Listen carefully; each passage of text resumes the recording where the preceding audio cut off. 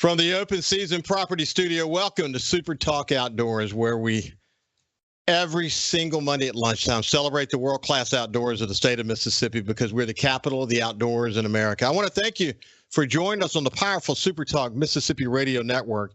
You can listen to SuperTalk Outdoors at supertalk.fm, Amazon Alexa, the SuperTalk Mississippi app, or on SuperTalk TV at C Spire TV. But some of you are watching the show on YouTube or Facebook, or you may be listening on your favorite podcast. We appreciate that.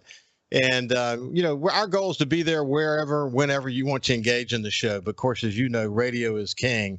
It is July the 15th, 2024. Listen, I can't go any further in this show. We've got three wonderful guests today without discussing the events of the weekend. Our country, as you well know, is still in shock. And, the attempted assassination of former President Donald Trump, good Lord, we've got some work to do in this nation.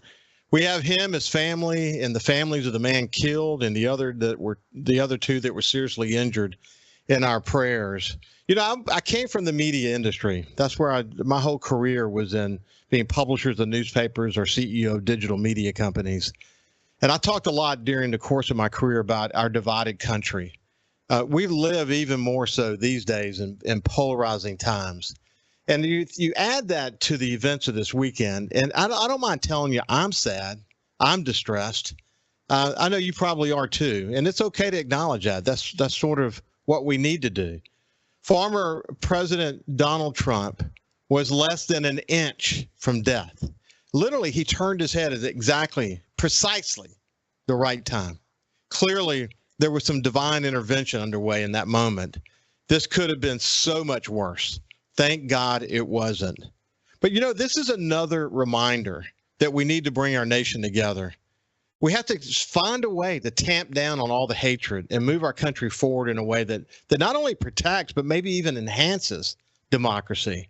I've said this a bunch of times. You've heard me say it, especially the regular listeners of this show. But those of us who love the outdoors, we understand deeply how, when we go outside together, how we can set our differences aside and we can enjoy the outdoors together. There are so many powerful lessons in that. A respect for your fellow man, a respect for firearms, a respect for our country, a respect for each other. I don't care what side of the political spectrum you're on. Let's those of us who are from the outdoors community, let's live by example. Let's continue to show people what we can bring forward, what we do as a community, and how we can live together. Certainly, that's an example that we can set. We need great examples, that is for sure. We know what it looks like to get along. We know what it looks like to set our political differences aside. And I just want to say, God bless President Trump and all the innocent people who were involved in that terrible event over the weekend, and God bless America. I also want to share with you a post that we posted yesterday at the SuperTalk Outdoors Facebook page. The SuperTalk Mississippi team expresses our condolences to Chris Goris on the death of his beloved mother. Chris is a member of the Executive Committee for the Mississippi Department of Wildlife, Fisheries, and Parks Foundation Board. He is an exceptional leader who has worked tirelessly in the state of Mississippi to protect our wildlife legacy. Our prayers are with Chris and his family. Chris has been on the show a bunch of times. He's an absolutely incredible person. I've worked in 5 other states, and I've never seen anyone quite like Chris in terms of his ability to connect with people and do what is right. Even in the face of some opposition at times, he's willing to do what is right. Man, do I respect that guy. And we send condolences to him and his family. And then one other thing, we also got bad news over the weekend that a real good friend, Skeeter Grandpa Dunn, passed away. And I want to express our condolences to the Dunn family. The Dunns are a Mississippi Delta farming family, and they're really good friends of mine. And Skeeter was the patriarch of the family. He was a visionary farmer. The story behind him, we'll maybe come back and tell it one day. He was a farmer in Yuma, Arizona, and in the 1980s, he decided that resources like water, for example, were going to be an issue in Arizona. So he decided to buy a farm in the Mississippi Delta. That was in the 1980s. And he sent one of his sons, Dwight Dunn, and his young family here to live in Mississippi. And since then, the Dawn Farm has not only grown, but members of the family have rotated between Arizona and the Delta. Skeeter Dunn had a reputation for helping other farmers. He was a God-fearing man. He had he was just a good person. And I know for a fact that he was not only one of a kind, but that he's in a better place now. Our conversations told me he did not fear death. His faith literally guided him, and he inspired others till his last breath. We will miss Skeeter Grandpa Dunn. God bless his sweet family. So now let's turn to my first half guest. In the second half, Captain Ronnie Daniel is going to give us a coastal Mississippi fishing report. And in this segment, I want to welcome back to the show my regular guests, Lake Pickle and Jordan Blissett. How you guys doing? And doing good. I'm probably going to end up talking over top of Lake. Well, listen, I'm so thrilled. People may have seen, either heard it on a SuperTalk Mississippi news affiliate. 50 radio stations across the state of Mississippi reported this news. It was also at the SuperTalk news site, has been posted in social media. But you guys have acquired the Truth About Hunting, Primos Truth About Hunting podcast that has millions of downloads. Lake, that's big news, isn't it, my friend? Yeah, I mean, it's huge news. We're excited about it. I know Jordan is as well. We worked on it for. I mean, it was a long time. I mean, Ricky, you may try to downplay it, but you were pretty instrumental in helping us make that happen. And so you know how long we've been working to get this done. And so to have it done, to have it kind of out there that we're doing it and starting to promote it, we're really excited. Well, anything you want to add to that, Jordan? Man, I'm right there with him. Lake did a lot of the legwork to make this happen. I just kind of was a supporting role, but I'm extremely happy that it all worked out and we're finna get this thing going again. I think, again, as Lake pointed out, I had the opportunity to sort of watch it on the sidelines and offered a few pieces of advice along the way, given that's the world that I came from. But I was really impressed with the way that Lake kind of hung in there, was very patient. Someone said to me, one of the most valuable negotiation tools we can bring to the table is time. Just let it play out. Put your case on the table and let it play out. And usually it's going to work out. And it did. So you guys have that now. And Lake, congratulations on leading the charge on that.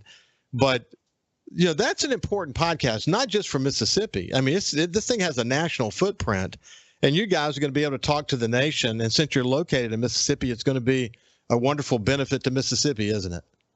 Yeah, I mean, it honestly, it's been a humbling process, because I don't think Jordan did either, but speaking for myself, like I never really thought a whole lot just about, I guess, how many people listen to it. And I don't think I was really all that aware of it until we started doing the live events or until we started getting feedback of people asking us where it had gone. And then just off that one article that SuperTalk put out and just the huge response we got from it, I was like, man, there really are that many people that enjoy that show. And it motivated me even more to be excited and put a lot of work into getting that thing, not only get it back going, but to get it back where it's something that it's proud of and something that has value to it that people are going to enjoy listening to. I agree. I saw the feedback and the response was awesome. And Jordan, one of the reasons why it worked, and I was an avid listener of the podcast and will be going forward, is that it's the authenticity. I mean, through the Primos TV show, you guys had the opportunity to travel all over the country and get to know so many different people. And when you travel away and then you come back to Mississippi, it gives you a great perspective about how we fit in and what's great about other areas around the nation. And it's authentic. You're passionate about it, and you share that passion. You have great guests and wonderful conversations. It just works, doesn't it? Man, yeah. Some of my favorite people in the world are people that you can walk up to and meet, and you can trust them because they are who they are. Authenticity is what makes the connections happen, I think. And with me and Lake, especially me, you get who you are, just old redneck Scott County guy. I am who I am, and take it or leave it. So I've always enjoyed having that platform to be able to speak what we think on things. Lake, he downplays himself, doesn't he? He does. I've told folks before, I'm like, look, him and I are both from Mississippi. If I go to Montana to the Onyx office, it becomes very evident that I'm from Mississippi. But I tell folks, like, look, even I recognize, I'm like, okay, Jordan has an accent. But I'm like, look, don't let that accent fool you. Like, and Jordan is being modest. Like, he's got more to bring to the table than redneck stories and an accent, but he's got that too. So yeah, I would say he's an animal.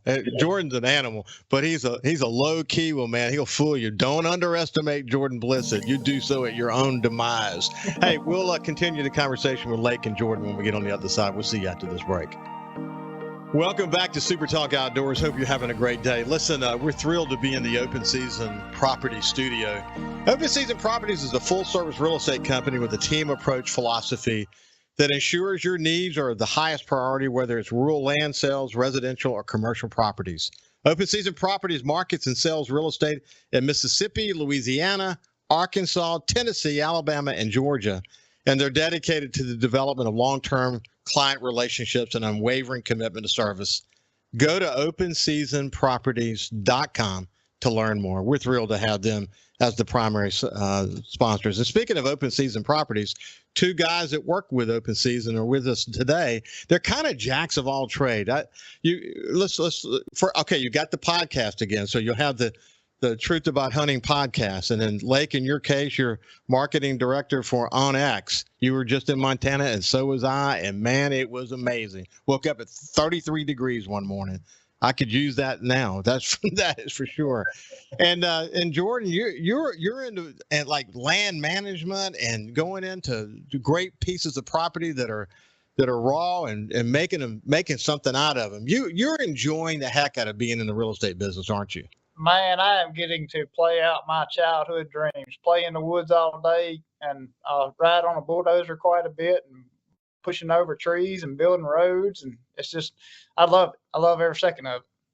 Yeah, I can tell when you post on social media about it. It's a big deal. Jordan, staying with you for a second, it's amazing to me that we're approaching mid-July, or we're at mid-July.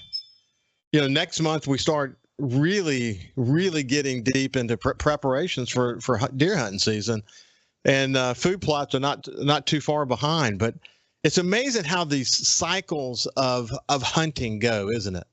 It doesn't really ever stop for us, because soon as turkey season's over with, we're starting to put pencil and paper together on our summertime projects. Like right now, I'm working over in Scott County, Mississippi, on a 900-acre place, and it hadn't been a lot done to it in probably 15 years. So I'm opening up roads, trying to put in fire lanes, just so we can make it as most diverse as possible. But that all takes time. And as soon as we get finished with that one, we're moving over to Ensequina County on another place we just acquired there, and finna start working on the duck holes and stuff on it, trying to get all that ready for this winter. So it doesn't. Yeah, hey Jordan, it's so much fun to do that. My first piece of ground in the Delta was 1,000 acre, and it had some clear cutting done on it. It just, listen, from a deer perspective, it was ripe to be something very special, but had to go in there and build the roads and build food plots, and 500 of it was in the hills and 500 of it was in the Delta. So it was a beautiful piece of property, but had to walk up hills and down hills and try to figure this thing out. I love going into a raw piece of land and starting from scratch. But the videos you posted of that 900 acres, the lake, and the I think it had some pine, if I remember. It looked like it was prime turkey habitat. Oh, it's a gorgeous place. It's got really good timber on it, and it's got a lot of diversity on the age of it too. So, I mean, I think once our plan gets finished on it, it'll be, for that area of the state, it's got really good deer too and potential on that. But it's going to be a world-class turkey place, I think. Wow, that's cool. So, Lake, as you're entering into this part of the summer, what kind of activities are you involved in? Man, with the OnX side of things, I mean, there's a whole lot of, we've got new features coming out. Oh, that's always exciting. A lot of kind of getting the marketing stuff ready. On the engineering side, they're like, I guess like employees will have test versions of those features, making sure all those work, there's no bugs in them on it or anything. On the podcast side, we're scheduling a lot of interviews. We're doing a lot of interviews. I have folks scheduled to come to my studio this week to get some interviews out on some of the episodes that we're doing. And so there's not really any downtime, so to speak. There's always something going on, but it's all good stuff, and I like being busy, so I don't complain. Hey, I sent you a text while I was in Montana.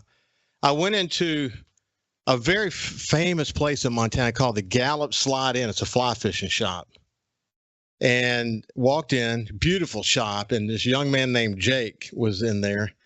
And we had a feeling about where we might want to go, but truthfully, we'd never been to this part of Montana before, so we weren't going to act like we knew anything. We had rods and flies and ready to go, but we're not that kind of visitors that's going to act like he knows what he's doing. We went into this fly shop and told Jake, we don't know anything. Help us.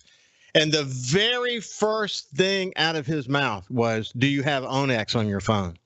Very first thing, because where he was going to point it out, he ended up taking the phone, and we didn't. My son didn't have it on his phone. He ended up taking the phone and putting some pins down and explaining to us sort of where the public land was and all of that. It's interesting rules in Montana. You can fish from the water, but the moment you put your foot on the shore, if it belongs to somebody else, you're trespassing. Mm-hmm. So, he kind of walked us through that. But I thought it was cool that the first thing he asked us was, "Do we have Onyx on our phone?" That was a good commercial right there in the middle of nowhere in Montana. Yeah, that's home base. That's where they were founded. And so the hope and the goal is, it's such a good tool, and it's expanding and growing so much. My hope is that you could go into a sporting goods store in Mississippi, and the first thing someone asks you when you get to asking questions is, "Do you have Onyx?" That's kind of what we're going for with that whole deal. Yeah, that actually makes a nice little marketing pitch. that scene literally would make a great marketing pitch, because it happens to be real. It happens to be totally real. Hey, listen, we've had some, the fishing on the coast. We're going to be talking about this in the second half of the show, but fishing on the coast has been pretty good. It's been hot as heck, man. But the speckled trout at the Barrier Islands fishing has been great. Both, wade fishing on the grass beds, you name it. They've been catching them. My son told me that this morning he missed one about 10 pounds, his estimation. He literally saw the whole thing. It came up out of the water to hit a topwater bait. And instead of like entering back nose first, it jumped up and it went belly first onto the lure. And he didn't hook it, but he got a good look at it. And he said it was absolute monster trout. That's a jack. I love when it's rolling like that down here, man. Have y'all had the opportunity to do any speckled trout fishing? Yeah, I've went to both done quite a bit. Absolutely fell in love with it. Just one of them deals, work gets in the way of it. Yeah. But, I've always wanted to do the wade fishing stuff at the island. That just looks like it'd be a riot.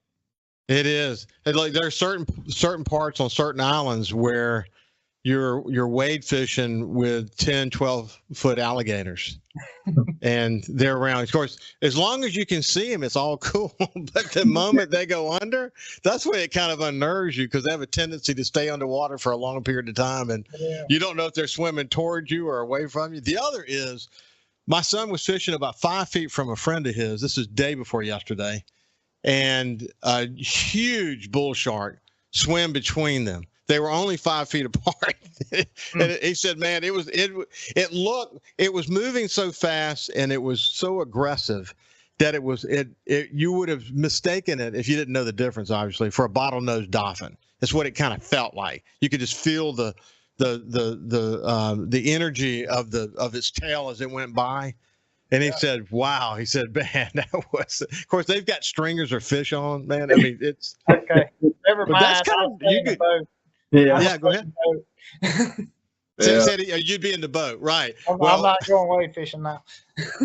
A young man named Corey was fishing with him, and he was in the boat. Now he'll say he was in the boat because he went to get the boat, but he certainly didn't get out of the boat when he got it anchored. I don't blame. Listen, I've been at Chandelier before, off the surf side waiting, and I'll have on the stringer have like 2 speckled trout and maybe a Spanish mackerel, and then maybe a bluefish, then another speckled trout, and then maybe a bluefish, just kind of scattered out along.